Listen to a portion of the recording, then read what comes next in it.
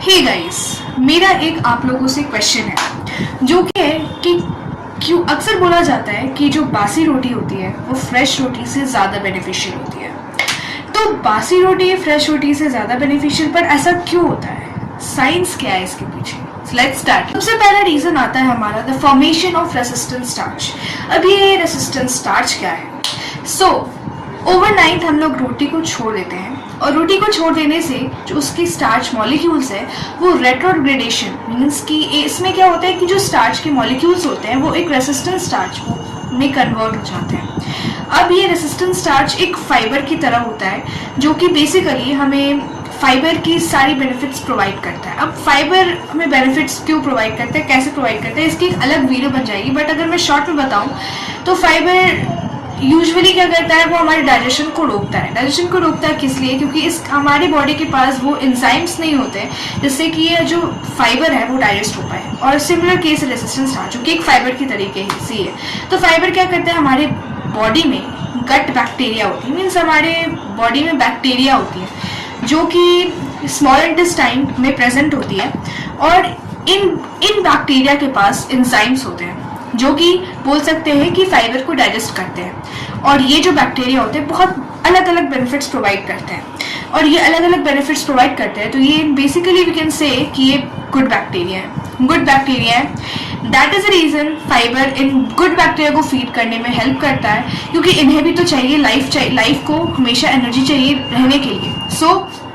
इन bacteria को energy provide करने में हेल्प करता है ये फाइबर। और सिमिलर केस रेजिस्टेंस स्टार्च जो कि एक फाइबर की तरीके की ही है। सेकेंड रीजन होता है लो ग्लाइसेमिक इंडेक्स। अब ये लो ग्लाइसेमिक इंडेक्स क्या होता है? तो लो ग्लाइसेमिक इंडेक्स एक ऐसा मेजर करता है, एक ऐसे हो सकता है टर्म होता है जिससे कि वो मेजर करता है कि कितनी जल्दी जो कार्बोहाइड्रेट कंटेनिंग फूड होती है वो कितनी जल्दी हमारे ब्लड स्ट्रीम में जाके उसके ब्लड शुगर लेवल को बढ़ाती है। तो कितनी जल्दी ऑब्जॉर्प्शन करके ब्लड शुगर लेवल को बढ़ाती है। तो जो हमारी जो बासी रोटी होती है उन्हें बोल सकते हैं कि उनमें लो ग्लाइसेमिक इंडेक्स होती है, यानी कि कुछ अल्ट्रेशन हो जाती है रीहीटिंग और कूलिंग के कारण।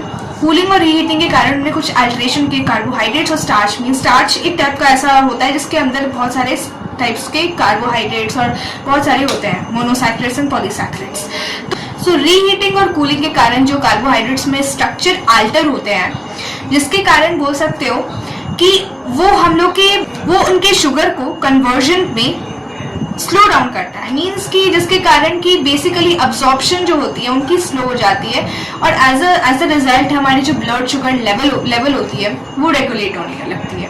थर्ड होता है इम्प्रूव डाइजेस्टिबिलिटी। अब ये डाइजेस्टिबिलिटी कैसे इम्प्रूव होती है? तो बेसिकली क्या होता है कि जब हम लोग ओवरनाइट जब हम लोग रोटी को छोड़ देते हैं तो उस समय जो रीहीटिंग कूलिंग की प्रोसेस होती है उस प्रोसेस में, रेट्रोग्रेडेशन के प्रोसेस में, कूलिंग के प्रोसेस में, जो जितनी भी प्रोसेसेस होती है, कूलिंग हो गई, रेट्रोग्रेडेशन हो गई, उसमें हमारी जो स्टार्च होती है या फिर बोल सकते हो कार्बोहाइड्रेट जो कॉम्प्लेक्स होते हैं वो सिंपल कार्बोहाइड्रेट्स में थोड़े थोड़े टूट जाते हैं, making it able to digest it easily. So these are the three benefits और थ्री रीजंस व्हाई स्टार्च और वी कैन से स्टार्च कैसे टूट जाता है बासी रोटी में, एंड अल्टीमेटली जो बासी रोटी होता है वो बेनिफिशियल होता है। गाइस, मैं एंड में आप लोग को ये बोलना चाहती हूँ कि 2 पॉइंट्स आपको याद रखना है। वो 2 पॉइंट्स आपको दिमाग में रखना है कि 12 से 15 घंटे के अंदर ही जो हमारी जो बासी रोटी है उन्हें हम खा लेना चाहिए। ये नहीं कि 2 से 3 दिन तक लगातार हमें छोड़ देना है, नहीं।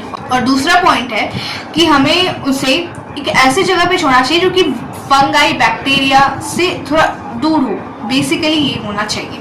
So this was all about today. Hope you like this video. If you like this video, please hit the like button. Also subscribe to my channel and press the bell icon. Till then, take care and bye.